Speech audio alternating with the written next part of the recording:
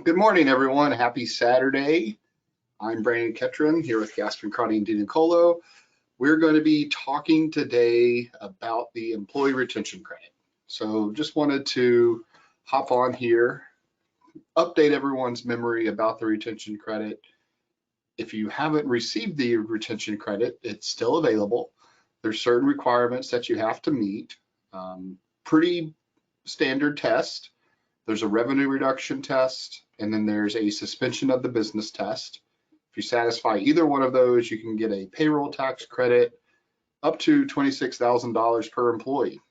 So pretty lucrative program here, especially if you have a lot of employees, in order to get some cash back from paying employees throughout the pandemic. So we'll kind of go through the rules, refresh everyone's memory, or if you're new to this, you might be surprised about the benefits that you can obtain. So if you want CPE credit, make sure you're logged in through CPA Academy.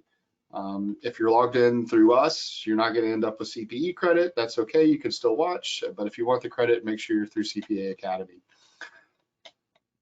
There's a question panel here. Feel free to pop in, ask any questions that you might have. We'll try to get to some of those if we can. If not, then my email address is at the bottom. You can always email me your questions as well.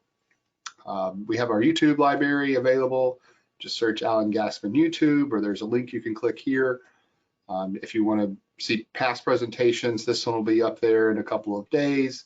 We also should get a recording of this immediately following the webinar. It'll take maybe a few hours to process, but it'll eventually get there. This is what's upcoming here on our schedule.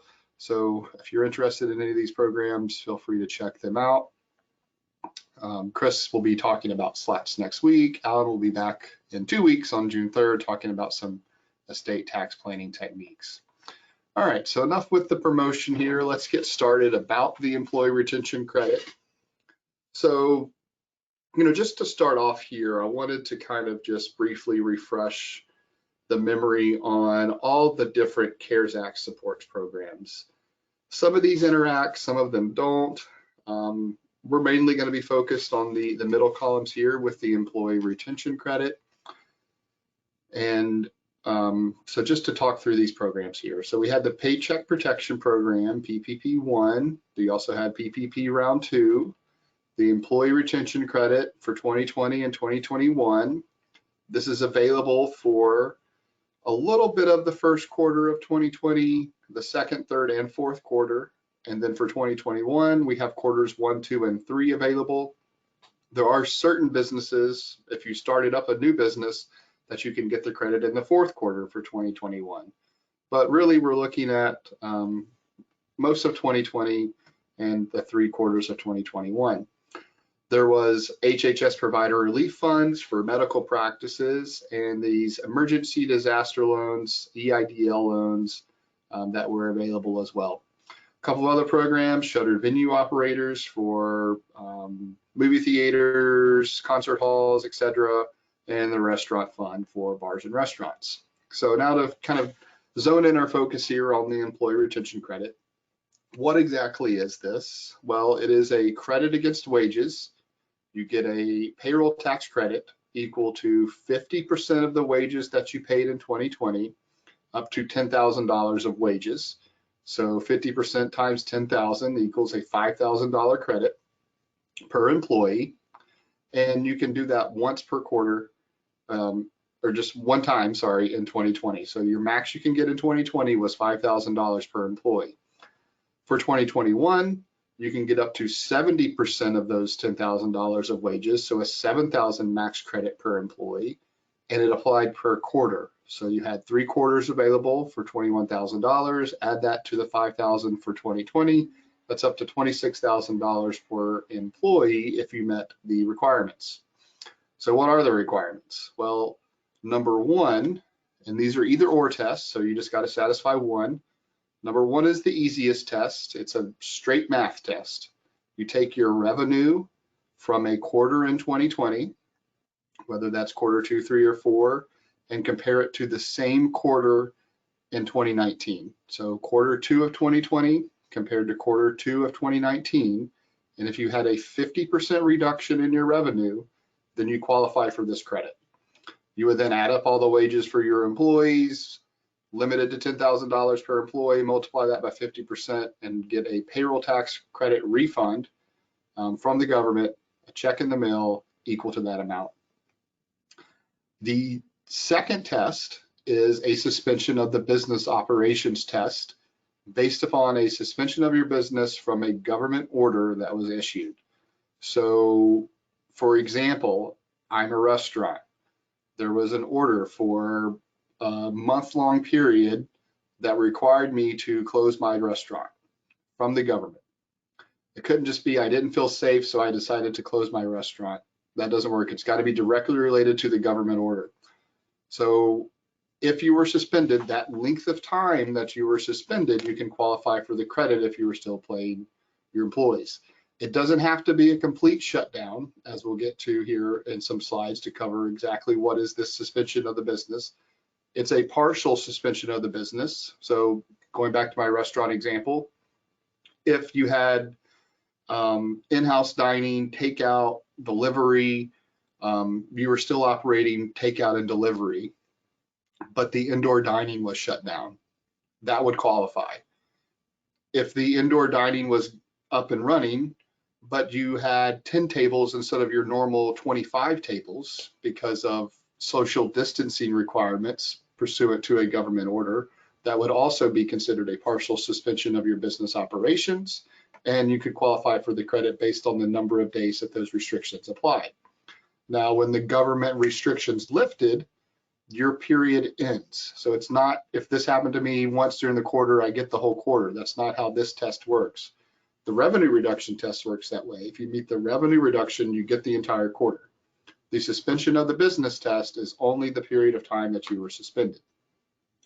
So what about, did I really have to need this money? Is there any requirements like there were in PPP that it had to be necessary to support the ongoing operations of my business? None of that applies. It's strictly, do I meet these tests? If I do, doesn't matter if I have $100 million sitting in the bank account. I qualify for this credit. I can apply and receive it. No necessity type requirements. It's whether you meet the test or not. Is this mutually exclusive with PPP? Do I have to coordinate with PPP or any of these other programs? And the answer is yes, you do. But it's not mutually exclusive. When the CARES Act was initially passed, you could only get PPP or ERC. You couldn't get both. Well, they later went back and amended that through subsequent legislation and said, now you can get both, but you just have to coordinate between the two programs. What do I mean by that? Well, if you had wages that count towards PPP loan forgiveness, you can't count those same wages towards your ERC credits. You have to allocate the wages between the two programs. So if you have $300,000 of wages, 200,000 of those counted towards your PPP loan forgiveness. Only the $100,000 of wages would count towards the employee retention credit. Now, in my experience, some of these that I've worked on for our clients, there's been plenty of wages to go around. We haven't had any issues where someone's ran out of wages to kind of maximize loan forgiveness plus the credit. But you do have to look at it. There could be some situations where that does apply. So I don't want to make assumptions. Make sure you're kind of allocating the wages across that. We'll talk about a little bit of strategy involved with that. It may be too late now to kind of go back and fix things, but hopefully there's plenty of wages and you don't have to worry about it. So what about if I get a PPP loan or I got one of these shuttered venue grants or the restaurant fund? Is that considered revenue towards me towards these tests? And the answer is no, it's not. There was a notice passed by the IRS that says you don't have to take into account your PPP loan or your loan forgiveness or these restaurant funds or the shuttered venue grants in revenue when you're doing these testing periods. So it's simply your business operations and your business revenue. You don't have to take into account these grants or programs that you received when completing those tests. Tax treatment. How is this treated for tax purposes? Well, it's not income when you receive it. It's tax-free, but it does reduce your wage deduction. So in other words, I had $500,000 of wages paid during the year. I got a ERC credit of $100,000. Now I can only deduct $400,000 of wages. So it's reduced by that $100,000 amount that I received. So what does that do in a way? Well, it basically makes the retention credit taxable. So you can kind of look at it from that standpoint, but no, the technical rule is that it reduces my wage deduction and the wage expense by the amount received. Do I have to repay it at all? No, it's your money. It comes into the business. You can do whatever you want with it. It doesn't have to be spent on any certain things. It doesn't have to be used for payroll. You can receive this check and immediately turn around and pay it out as a distribution if you like. What about independent contractors? If I have independent contractors, can I get the credit for them? Or if I'm an independent contractor, and can I get the credit? Well, unfortunately, you have to have W-2 employees for this to apply. We're talking about W-2 wages that we're counting. Health plan expenses can count as a wage for purpose of this program, but really it's what I paid my employees. Or if you're on the payroll and you're not a majority owner, then you could also count your wages towards this credit. Now, if you're a majority owner, there's some limitations that will cover that don't allow you to include your wages and receive a credit on those wages.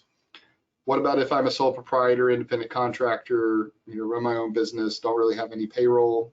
Well, unfortunately, you don't qualify for this program. We're talking about W-2 wages paid out to employees. So what's the deadline? Is it too late? Can I still apply? What are the rules here? Well, the deadline is really based upon the Form 941 filing requirements. So you have a certain length of time to go back and amend those returns to receive this credit. For 2020, that's going to be April 15th, 2024 is the deadline that will apply to get this credit. For 2021 will be in 2025. So you have still a good amount of time here to apply for this. And the way it's done is you take your 941 filings, your payroll tax return that's filed with the IRS, and you file an amended one, a 941-X. And we'll go through some examples in some later slides, or if we don't get there, you'll see some examples in the PowerPoint. But it's essentially going back and saying, if I would have, at the time I filed my 941, knew I was eligible for this credit, there's a line item specifically for it. I would fill in the amount, the credit that I'm eligible for, and then you total up what your payroll taxes would have been, which is obviously going to be much less because of the credit, and you request a refund check from the IRS based upon those amounts. So we're going to cover most of this again as we go through the slides, but I think this was just a good place to start. You can see the information about other programs as well here. So let's move along. We have the shuttered venue grants and the restaurant fund there, the kind of hot 30,000 foot view, as we say, of these two programs if you have any questions. So let's go back through the ERC again. What are we talking about here? Again, a payroll tax credit on your qualified wages paid to your employees. So what is a qualified wage? That's a W-2 wage paid to your employee. It can also include the health plan expenses that you paid on behalf of that employee. And for restaurants, it even can include tips. There was guidance issued on that. We'll go through some slides on that, but that's what we're talking about, qualified wages and a tax credit. You can apply now, not too late. What is the amount of credit that you can get? It's based upon, in 2020, 50% of $10,000 of wages per employee. So a $5,000 credit per employee. And then in 2021, the numbers bumped up to 70% of $10,000 per employee, and then per quarter of wages. So I have 3 quarters in 21 that I can qualify for, 1 quarter in 2020 that I can qualify for, and I can get a total of $26,000 per employee. Now, when the 2021 statute was passed saying this credit was available for 2021, it applied all the way through the end of the 4th quarter, so the entire year. Well, unfortunately, there was the Infrastructure Act that was passed subsequently and eliminated the retention credit for most employers for that fourth quarter. So we can only get the first three. And we'll talk a little bit about who might be eligible for the fourth. Again, we have to coordinate with our PPP loan. We can't count the same wages twice for these programs. So if you had wages that apply toward PPP loan forgiveness, you don't get the retention credit on those wages. So let's look at the example here. Employer has 10 employees. They make $40,000 per year each, so that's $10,000 per quarter. In 2021, I can look at my testing periods, compare a quarter in 21 to 2019. If that's down by more than 20%, I qualify for the credit. Or if my business was partially suspended, I qualify for the credit. And I can get a wage credit. 10,000 times 70% is equal to $7,000 per employee per quarter. So if I qualified for 3 quarters here in 2021, I would have $21,000 per employee. Multiply that by my 10 employees, that's $210,000 that I could get back, right? For paying wages during the pandemic when my revenues were down or when my business was shut down. So this can get pretty significant. You know, this could be a good chunk of money to kind of jumpstart that business again after the pandemic here. So a couple of things to watch out for. There are a lot of promoters out there pushing people to file for this program. And the way they're doing it mostly are charging contingent fees. So they say, hey, have you applied for the retention credit? No, great. Send me all your payroll. Let me file that retention credit for you. I'll take 15% of what you receive to do this. That's not a bad deal. Some of these are, as much as 30%. So 15% isn't the end of the world. That's not really what I'm worried about. The thing that I'm worried about is these promoters aren't necessarily following the guidelines. They're saying everyone's suspended or coming up with a creative explanation to say why the business was suspended. If you meet the revenue test, that's pretty cut and dry. You should definitely apply for this program. If you're working on the suspension of the business test, you got to be careful. A lot of people are trying to kind of creatively get their way through some of these tests and really stretching the rules, and they may not qualify. And these promoters particularly are pushing that. So just be careful. The IRS, this is a warning from the IRS. They've issued this 2 or 3 times now. This is the latest one. Just saying that they are conducting investigations. They are auditing. If you have a false claim, you could end up with criminal penalties, civil penalties as well. Not only will you have to pay back that credit amount that you improperly received, but you'll pay it back with penalties. You'll pay it back with interest. And then if it was egregious enough, we may even pursue criminal charges against you. So just be really careful here. Make sure you do qualify. If you are using one of these promoters, make sure they're a reputable one. They have some sort of attorney on staff. They have a CPA on staff. They're telling you how you qualify so you can independently verify those rules. They're telling you how they did their calculations. They're showing you the calculations. You're keeping all this for your own records as well, and not just, relying upon them to do everything. So just wanted to issue that warning. Be careful out there. I'd say for the most part, a lot of these companies are very good, but there are a few out there that are bad apples that ruin it for everyone else. So again, kind of closely looking at the rules here for 2020, it's 50% of wages paid to employees from March 12th through December 31st. How do we qualify? Well, test 1 there is a full or partial suspension due to orders from a government. That's a key part. It's got to be a government order. It can't just be, well, my franchise, for example, required me to do certain things that impacted my business. That's not from the government, that's from your company, or that's from your franchise. Doesn't qualify here. It's got to be a government order. The second test is a gross receipts test. Are my gross receipts compared to that same quarter in the previous year, so 2020 compared to 2019, less than 50% of my gross receipts from that same quarter in the previous year? If so, I qualify. I get a credit, $5,000 per employee. 2021, rules got much more favorable, right? went from 50% to 70% of wages, and the receipts test went from 50% to just a 20% reduction in your revenue. So much easier to qualify in 2021. There's also a rule that says if you qualify in one quarter, you can not only look at your quarter that you're currently in, but you can also look at the receipts compared to the prior quarter. So if I qualify for one quarter, I pretty much automatically qualify for the next. We'll kind of go through some examples as to how that works in subsequent slides. So again, the other benefit here in 2021, $7,000 per quarter per employee. So not only could you get this once in quarter one, you can also get it in quarter two and quarter three. In 2020, you were limited to just $5,000 total for the entire year. So really you could only get one quarter, but in 21, you could get all three. Again, we can't pay this with PPP loan funds. We can't count the things twice. If you have over 100 employees in 2020, there's some additional limitations that can apply.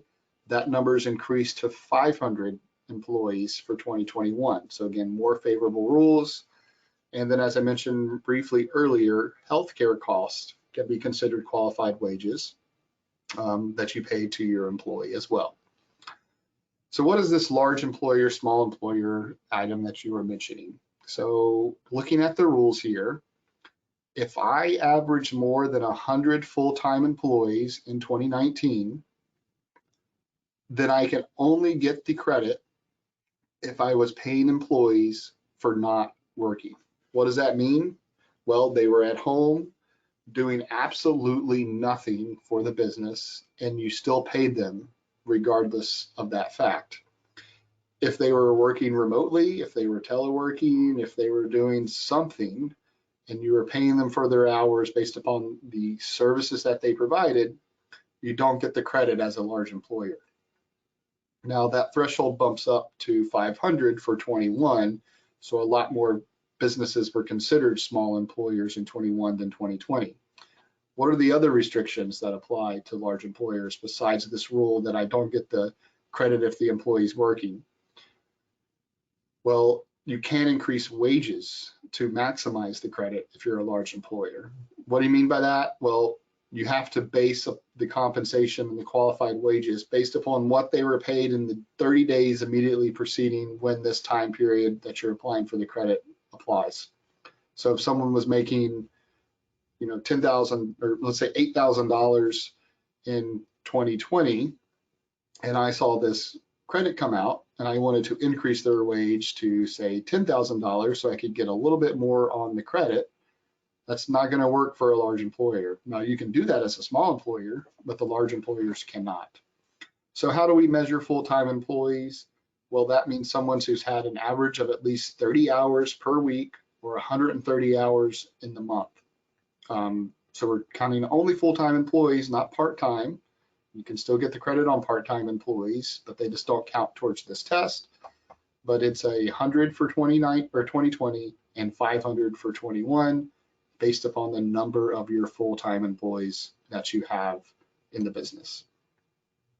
Okay, so what do we have next here? Related party wages. So this has been an interesting one. What you have here on the screen is an FAQ issued by the IRS when the program initially came out. It was in the first couple months of the program, because there was some questions about, well, if I'm a owner of my business, say I have an S corporation, I pay myself a wage from that S corporation, can I apply for and receive the retention credit based upon the wages that I paid? Well, the IRS issued this FAQ, said employees who are related individuals, are those wages considered qualified wages? No, they're not. If it's a child, a brother, sister, mother, father, niece, nephew, aunt, uncle, in-laws, etc. What's not on here is a spouse. What's not on here is an owner. So we thought we were good, right? Owners count, owner spouses count. We could pay wages to those individuals and receive the credit. We can't pay it to our son, daughter, brother. That makes a little bit of sense, but at the same time, pretty Seemed pretty clear, right? Well, not exactly. There was some articles written that said, be careful, there's attribution rules that apply. They may use those attribution rules to say you can't take a wage for an owner or an owner spouse. And the IRS confirmed that in 2021-49. But they did it in a very interesting way. We'll kind of walk through the breadcrumb trail here as to how we got there. But essentially, they've said if you're a majority owner of a company, your wage does not qualify. If you're a minority owner of the company, your wage can qualify. And then if you're a majority owner that has absolutely no family, no descendants, no brothers or sisters, no sons, no daughters, then you can still qualify because there's no attribution rules that would apply. But if you have a brother or a sister, or you have a mom or dad, or you have a son or a daughter that's living, then we're going to attribute your ownership to them and then consider them as the owner of the business, which would then allow them not to pay a wage to you that would qualify. Very strange. Never seen the attribution rules really applied this way, but that's what the IRS did. That's the position they're taking. If you have family and you're a majority owner of the business, your wage is not going to count towards this credit. So here's kind of the technical rules. I won't go through them, but they're here for your reading pleasure if you like. I will touch on these examples. So these are from the notice that was issued. So we tried to put them in a picture type format so you can understand here. So I have Corporation B. It's solely owned by Harry. Harry receives a wage from this company. Harry has a son, Frank, doesn't work in the business at all, lives on the complete opposite side of the country, has nothing to do with the Corporation B. What these rules do, though, is now treat Frank as if he owned the business because of 267C and the attribution rules. So now that Frank is the owner of the business, Frank can't pay a wage to his dad, just like Harry couldn't pay a wage to Frank to qualify for this credit. So even though Frank has absolutely nothing to do with this business, he's treated as the owner for purposes of these rules, and therefore Harry's wage does not count. What about this one where we have no majority owner? Remember I said that if you're not a majority owner of the company, then your wage can qualify. But attribution rules still apply here. So Harry and Frank's ownership is combined. So now they are both treated as a majority owner of the stock of the company. Therefore, neither a wage paid to Harry or a wage paid to Frank would qualify for the retention credit. The wage paid to the unrelated party would qualify, because even if ownership is attributed to this person from his family members or someone else, it's a minority owner. Less than 50%, the wages would be eligible for the retention credit. What about this situation where I have Harry, unrelated party, no one owns more than 50%? That can qualify because there's no majority owner here. The wages will qualify. But be careful, there can still be situations where, because of H's and Harry's involvement with unrelated parties, maybe in another business, maybe in a partnership, the partnership could cause the stock to be considered as constructively owned by Harry and this unrelated party because of their involvement in this other business, and therefore there would be a majority owner in the situation and maybe wages would not qualify. So you got to really kind of be careful here if you have kind of relationships with your shareholders in other entities. If you have related individuals that own stock in the company that maybe isn't a majority, but when combined would be. So there's just kind of some tricky rules that would come into play where if you're taking a wage for an owner that isn't a majority owner, you still need to be careful to make sure there's no other attribution rules that would apply to kind of attribute ownership to the other. So what happens if I saw that initial FAQ, right? Didn't see an owner on there, didn't see my spouse on there, and I claim the credit on my wages? What do I have to do now? Well, is there an obligation to file an amended return and return that credit? As long as there was not guidance that you knowingly,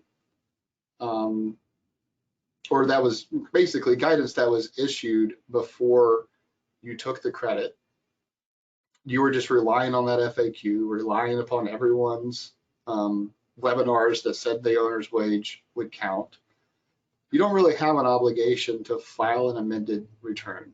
It's really the IRS's responsibility to come and find you.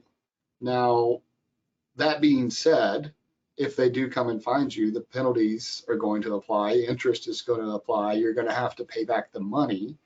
So it may be best just to go ahead and pay it back. You should probably pay it back. And as a tax preparer and as an attorney, I do have an obligation to tell you to pay it back. Whether you do that or not is not my, my choice. It's yours, but I do have an obligation to tell you to pay it back, that you made an error. And I got to advise you of the consequences of that error, which is the IRS could audit you and discover this, require you to pay back the money, and require you to pay penalties for not paying your payroll taxes timely when they should have been paid. So what are those penalties? Depends on the length of time, but we're talking about up to a 15% penalty plus interest, which is steadily climbing on unpaid taxes. So just be careful. Best is to just return the money if it wasn't supposed to be claimed. Some have been aggressive in this area. So that's kind of our thoughts on the owner wage issue. We wrote an article about this. We put it here in the slides if you would like to read through it. Let's talk a little bit more about the partial suspension of the business operations tests. What does that mean? Well, again, like I said, it's not that your entire workplace was closed. It can remain open for limited purposes, as we see here from this notice that the IRS issued, and still be considered partially suspended. The test being that more than a nominal portion of my business is closed, suspended, and it cannot be performed remotely in a comparable manner. So let's kind of break that down. First, let's talk about a nominal portion of the business. So we're not talking about a business that mostly does, let's say, a legal practice. And I can work from home, I can still do my job, but we had this small portion of our business, maybe accounted for 1% or 2% of our revenue, where we hosted seminars and maybe charged, like $1 or $2 for people to attend. This is just a completely made up example. So we charged $5 a ticket for people to come and watch these seminars. We earned around 1% of our revenue. We couldn't do that because of the COVID restrictions. That doesn't mean my business was partially suspended. That's not a nominal portion of my business. So what about if I'm a restaurant and I could still operate dining, but I had, certain tables that had to be more spread out, so I couldn't completely fill my restaurant. I had to skip every other table, or I had to remove some tables to make more space. Is that a nominal portion? Yes, because that is basically more than this 10% threshold that would apply. Kind of looking at the example from the regs here, I have ABC company. It's got 3 divisions: Division A, Division B, Division C. I had a total of 62.5% of my revenue from Division A, 31% of my revenue from Division B, 6% of my revenue from Division C. Division A was shut down, the majority of my business, even though I could still fully operate Division B and C. That means I'm partially suspended because that division A that was shut down is more than a nominal portion of my business. What happens if A and B are able to be ran? No problems, but C, which is kind of an in-person thing, had to be shut down, but it only accounted for 6.25% of my total revenue. That does not meet the nominal portion of the business test, doesn't cross that 10% threshold. So therefore, it's not considered to be a shutdown, and I'm not eligible for the credit unless I meet the revenue test. So that's kind of what we're looking at. And these percentages of the business are based upon the gross receipts from 2019 in the same quarter that we're looking at, or the number of hours of service performed by the employees on that aspect of the business. So look at these tests. If there's an area of your business that was shut down with other areas that were open, we have to determine if that one area that's closed is more than a nominal portion of the business. If it is, and it was closed, impacted in any way, I qualify as partially suspended, and therefore I can receive the retention credit. What about this second part? Performed remotely in a comparable manner. What are we looking at there? Well, there's some factors that were published. These are really the only factors that we have formally from the IRS. But we're talking about, can I do this remotely via telework? If I can, then I'm not considered to be a closure, not considered to be partially suspended. Is my employee's work portable? Can I do this remotely? Even though I've never done it before remotely, is it possible to do remotely? If it is, then sorry, you don't qualify. If you just decided, well, the office is closed, I'll just get this retention credit. I don't have to work from home. That's not going to work. If you could have worked from home, you could have done something different, then you're required to do so in order to, receive this credit. Do I need to be present for the work performed? I think a lot of people learned that they don't necessarily have to be present in the office anymore. There's a lot of stuff we could do online. I mean, think about 10 years ago, who would have thought I could have been broadcasting this webinar from the office on Saturday morning to hundreds of people? Zoom has become a big thing. These GoToMeetings, all these Microsoft Teams, Google, they all have now programs where we can interact on camera, discuss things with each other, just as if we were sitting in the conference room. So some businesses, that's the case, right? We can do those things. Service type businesses, legal work. There's even a bunch of telehealth going on during the pandemic where you can meet with your doctor virtually. But, some things still required you to be present. Like a construction worker, restaurants, those types of businesses have to be physically present. Those could still qualify for this credit. Whereas the others that could have done telework, could have done remote operations, would not. The other thing that I think was interesting from the guidance is that if you have this transition period to telework, that's expected. Just because you were shut down for 1 or 2 days while you're moving to telework doesn't mean that's a partial suspension of your business. That kind of transition period is expected. Now, if you have a significant delay in moving towards telework, so it required you to buy computers for your employees, buy new software, put in security protocols in place if you had sensitive information that was now going to be at someone's home versus in the workplace.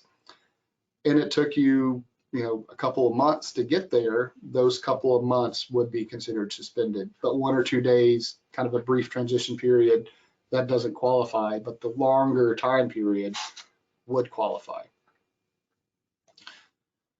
So again, going back to this, I just want to emphasize that if you are impacted and suspended, you can qualify, but it's not for the full quarter. It's for the length of time that government order applied shutting you down. Once that government order was lifted, your ability to qualify for the retention credit also ends. Another important thing, if you just decided to close the business because you felt unsafe, your employees felt unsafe, but there was no government order restricting you, that also does not qualify. Another thing that the IRS has said is, I'm a service business, or maybe a grocery store, I was open and available, but I didn't have any customers. everybody was staying home. Nobody was coming out. There was even some orders that required you to be shuttered unless you were kind of one of those businesses that were exempt from some of the orders. Just because you had a lack of customers due to some type of government order doesn't mean your business was suspended. Lack of customers would show up in your revenue test, not in the partial suspension of your business test. The IRS did make that distinction, so you can't use that as an excuse. It has to be something that physically impacted you. Supply chain shutdowns, that could qualify. Your business was required to be closed, that could qualify. Your business had to do certain modifications that kind of limited your ability to do things, that can qualify. One of the good examples there, I think, was the restaurants where they were open for takeout and delivery, but couldn't have in-house dining. So that qualified as a suspension. Then they were able to open in-house dining, but had to have space between the tables. That still qualified as a suspension because they weren't able to fully seat their restaurant because of restrictions on social distancing. So those types of things you need to look at. There's notices available on the IRS website that go through several examples of what's considered to be a suspension of the business. So if you're looking at particular things, read through those examples, kind of analyze whether or not you can meet the test. If you want to be conservative, you can always involve an attorney to give you an opinion on whether or not you are considered partially suspended or not. Okay, so what are the gross receipts that we're looking at for these tests? Again, for 2020, we have to compare the quarter of 2020 to the same quarter in 2019. So quarter 2 compared to quarter 2 of 2019. Add up all of my gross receipts, compare them. If I had a 50% reduction, I can qualify. So what are receipts? We're talking about sales, income from investments, interest, dividends, rents received, royalties, annuities. And again, this is receipts, which is pre-cost of goods sold. So for example, I sell teddy bears. It costs me, I sell the teddy bear for $10. It costs me $5 to build it. So I net 5 when I sell a teddy bear. I'm counting the full 10 as a gross receipt for this test. It's not the net 5, it's the full 10. So total sales, you can kind of back out returns and allowances, but you cannot reduce it by cost of goods sold. What is not included in gross receipts? Your basis and capital assets. So we're only including the gain portion of a capital asset sold.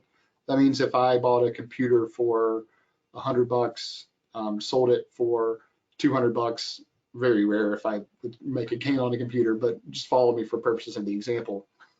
Bought it for 100, sold it for 2. I would only include the $100 of gain as a receipt, not what I initially bought it for.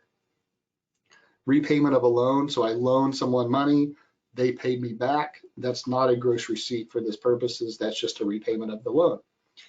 If I charge sales tax and then I remit that sales tax to the collecting agency, I'm just kind of a conduit to collect it. That sales tax is not considered a receipt, so I could back that out. For example, I charge $10 for something, there's a $1 sales tax that apply, so I received 11. I only got to count the 10 because the $1 is going to the government as sales tax.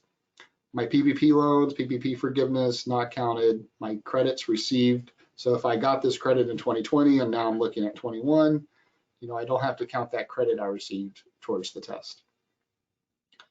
What about if I acquired a business? How do I compare revenues then? Well, they tell you to, because now you have this business that you've acquired, so your revenues may be up from 2019, even though they should have been much higher if things were fully, operational. Well, you can take the revenue of that acquired business, add it to your revenue in 2019 and compare that. So then we're really looking at apples to apples. So I think the important thing here is to make sure you're getting this information when you do acquire a business, all right? Put it in the sale agreement that you're required to get this type of information in order to do these calculations. So for example, in 2021, I bought a company. Now I'm looking at my revenue in 21 with this new company added in compared to my same quarter revenue in 2019. I look at my revenue plus the acquired company's revenue, add them together, and then compare that to what my revenue is now. So then I'm really looking at an apples to apples comparison to see what, if I qualify or not. So this is the revenue procedure that verified I don't have to include PPP loans in my gross receipts, don't have to include the other programs in my gross receipts. And here on these slides at 52, we have just some examples as to how you compare. It's pretty easy if you're open all of 2019 and all of 2020 and all of 2021. You just match up quarters, right? Look at quarter one compared to quarter one in 2019. Very simple. Did I have a 50% reduction? I qualify. Did I not? Nope. Well, let me see if I was suspended in any way. No, I was an essential business. I wasn't suspended in any way. Well, sorry, you don't qualify. What about if I just opened in the fourth quarter of 2019? So I don't have quarter two, I don't have quarter three to look at. Well, the guidance tells us that we just compare to quarter four. So we look at the most recent quarter that would work and compare to that one. If I opened in the third quarter, well, I'm looking at the first, second, and third all compared to the third quarter, and I can match up apples to apples, fourth quarter with fourth quarter in 2020 and 2019. So I do that. So if you have the same quarter available and it was a full time period, then you compare to that same quarter. If not, you try to look at the most recent one, or the nearest in time to compare to. This is the example if you open in the second quarter, and this is the example if you opened up just in the first quarter. Now, if you weren't in existence in 2019, you can use 2020. So I think this kind of covers all the different scenarios from the guidance and how we can look at that. Now, I wanted to mention too the special rule for 2021, which basically says that I can look at the current quarter or the prior quarter to determine if I'm eligible via this gross receipts test. So looking at quarter one here, I had 300,000 of receipts in 2019, only 225 in 2021. So I compare those to each other. It's a 75% reduction there in 2025, or sorry, a 25% reduction in 2021. So that is an eligible quarter. My revenues dropped by more than 20%, therefore I qualify. I go to quarter two and I have the exact same revenue. So I don't have a drop in that quarter. But remember, I can look back at the prior quarter. I did have a more than 20% drop in the prior quarter. That means quarter two is an eligible quarter. So that's yes for both of these quarters. Quarter three, I'm back to more than a 20% drop. So that's an eligible quarter. Quarter four was great. Things were back up and running. I was able to make more than I did in 2019. But remember, I can look back at the prior quarter, which means the fourth quarter in 21 is an eligible quarter. I could qualify. But unfortunately, the legislation retroactively eliminated the fourth quarter, so I can't get the credit. But if I would have, then then I was still eligible because of this prior quarter rule. So let's talk a little bit about two kind of unique categories. The first one is this severely financially distressed quarter. This applied for 21 and really only benefits the large employers. So those with more than 500 employees. If you had a significant loss, more than 90% when you're comparing 21 to 2019, then you're this severely financially distressed employer. What benefit does that provide me? Well, now I get to count all of my wages regardless of whether or not they were working. Right? So remember, the large employers only get the credit if they paid employees, stayed on the payroll for not working, not providing any services. If you had this large loss, you could still have them working and still get the credit. So that's the benefit of being financially distressed. Recovery startups, what are those?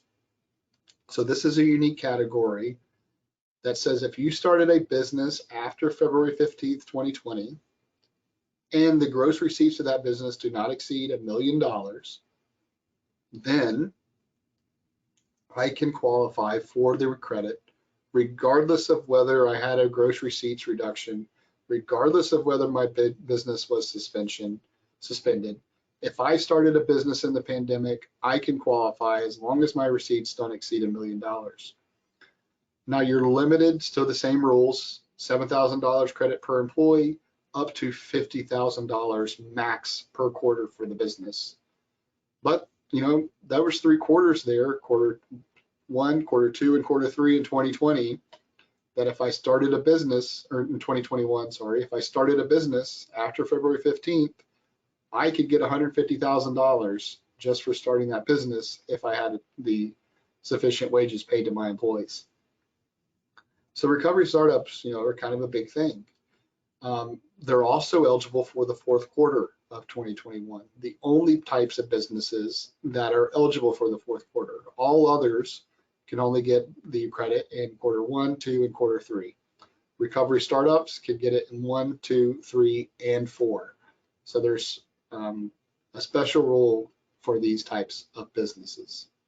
Again, it's business after February 15th, 2020, less than $1 million of gross receipts for the year. I get the credit regardless.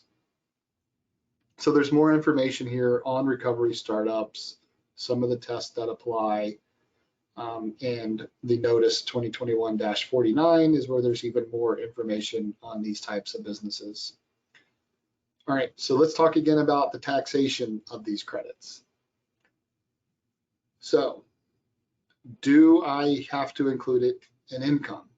No, I don't. That's question 86 here. It's not considered to be income, but I do have to reduce the amount of wages that I could otherwise deduct on my income tax return. So I had $500,000 of wages. I got a $250,000 credit. I can only deduct $250,000 of wages, the difference between what I received over what I paid. And I think in a way that makes sense. Essentially what this is saying is you get a wage deduction for the wages you paid, but if the government's going to reimburse you for that money, we're not going to allow you to deduct it. I get that rule. But what does this essentially do? Well, it requires you to include it in income. Basically, in a roundabout way, it's got the equivalent effect of being income. So what about this? What if I got the credit, or, you know, I was eligible for the credit in 2020, I was eligible for the credit in 21, I watched this webinar today, realized I could have applied, file for the credit, and I get it at the end of 2023.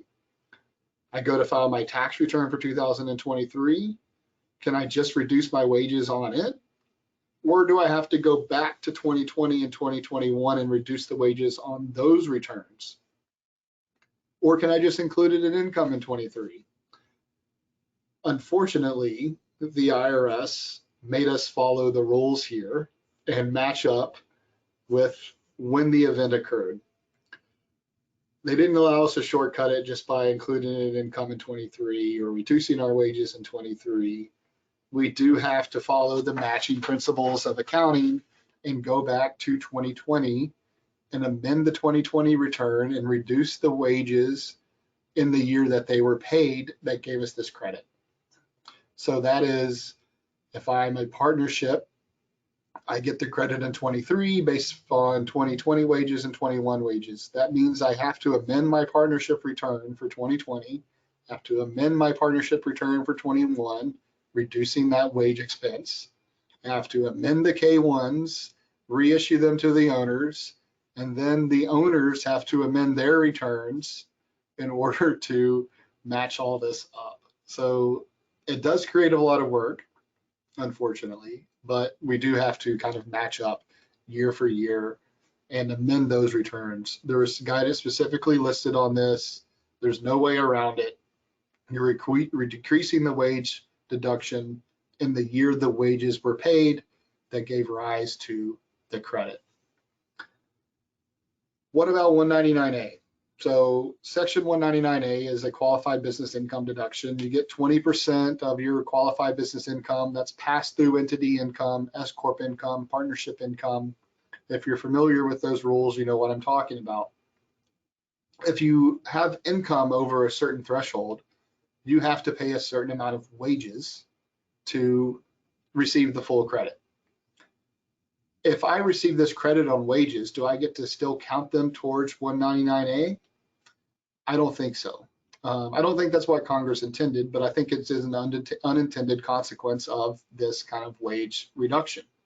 In order to count the wages towards 199A, they have to be taken into account in computing taxable income. Well, if there's no deduction for the wages, they're not taken into account for computing taxable income. So I don't think I can count these as 199 wages. For PPP loans, the IRS fixed that problem. They said that they do. You don't have any reduction and any deduction as a result of loan forgiveness. That same rule doesn't apply for ERC. So I think we maybe don't get to count those as 199A wages. What about basis? This is another question we've got.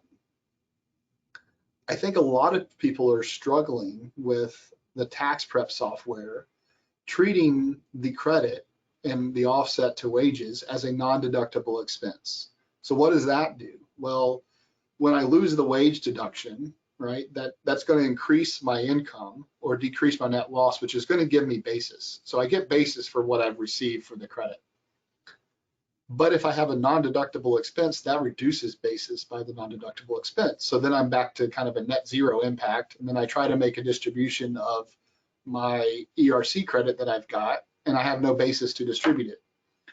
That's kind of the incorrect application. This is not a non-deductible expense, right? This is an offset of an expense. This is a decrease in an expense that I otherwise had. That's different than a non-deductible expense. So you should get basis for this.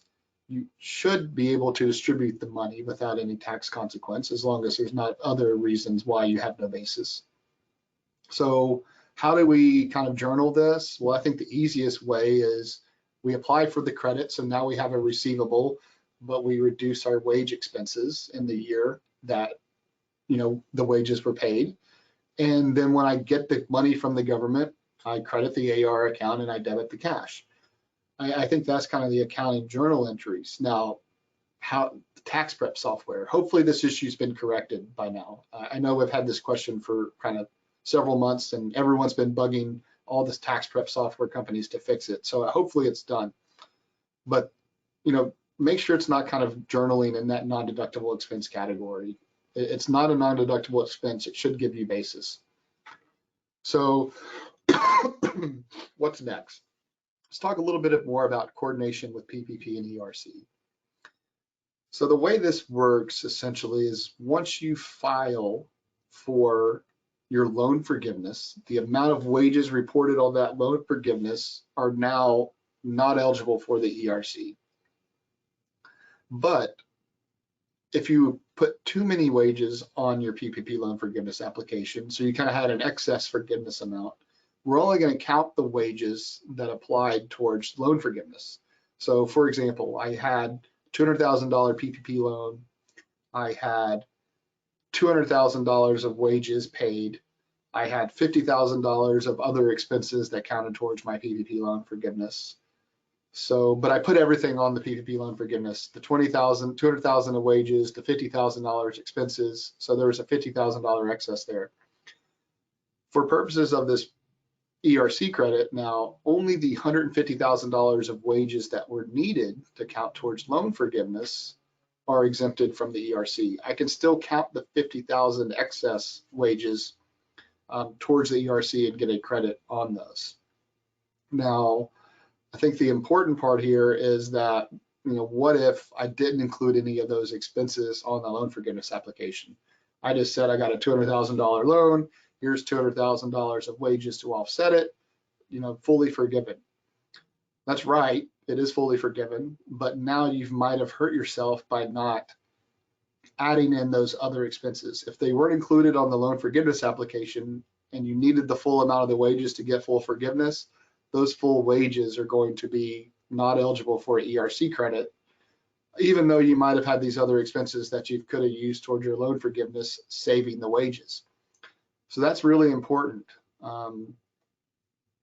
I don't know if we can go back and amend PPP applications now to fix that. But at the time, you should have included the maximum amount of expenses that you could have included that were non-payroll expenses, leaving enough wages to get your full ERC credit. So there's some examples here on the following slides that kind of walk through those rules and how the guidance kind of interpreted that. How do I claim this credit? Well, it's done with the 941X, the payroll tax amendments. Back in the day, in 2020 and 2021, you could have gotten an advance. You could have just reduced payroll tax deposits before you filed the return. You can't do that now, it's too late. The only way to do this now is to file a 941X, claiming the credit and requesting a refund. So how does that work? Well, the 941, I thought I had a picture of it on here, is 941X basically says input all the stuff that you put on the original 941. Next column, input all the stuff that should have been on the 941 that you originally filed. So basically copying what I did file, what it should have been, netting those together on the third column to get to what your actual payroll taxes should have been. So that's, you kind of copy and paste everything that you initially did, get down to the line item, employee retention credit. It'd be 0 on the left, and let's say $200,000 on the right for what it should have been in that quarter. Then you get to the end, and it says, what do you want to do with this now negative $200,000 balance that you have? I want to check for the refund of that amount. So that's how you file the 941, get the money from the government. I will say it does take a while to process. I think we're 7-8 months minimum on processing these. Obviously, the IRS is going to prioritize collecting tax and processing returns before they prioritize these credits and giving money back out to taxpayers. But hopefully they'll speed up this process, but it is taking a good amount of time. So if you haven't got your check yet, don't worry, there's a lot of others out there waiting on their checks too. Just an FYI there. What do we have to keep? Here's all the information. Very important to keep this. If we're ever audited, we got to produce this information to tell the government why we received the credit, how we qualified, how we calculated the amounts, and records of all the payroll tax stubs that accompanied that. Very important to retain. I would keep it for 7 years. I think the minimum is 3. So just know that you need this information. Here's some other information on some notices that came out following the act. Again, only recovery startups in the 4th quarter. The initial rules were all 4 quarters for 21. The IRS retroactively eliminated the 4th quarter, so you could only get the first 3 in 21, and only recovery startups in the 4th quarter. All right, so that's kind of the end of our time today. I didn't have time to get to questions, but I'll get an email with all of those from CPA Academy if you put them in the question panel, and I'll try to answer that. If we have a good amount of them, maybe I'll do part 2 and just kind of do a Q&A type session and answer some of those questions. Again, feel free to email me if you like with questions, and I'll try to answer those for you. My email is brandon@gassman.pa. Hope you guys have a great Saturday, and look forward to seeing you again soon. Thanks again for tuning in. Bye.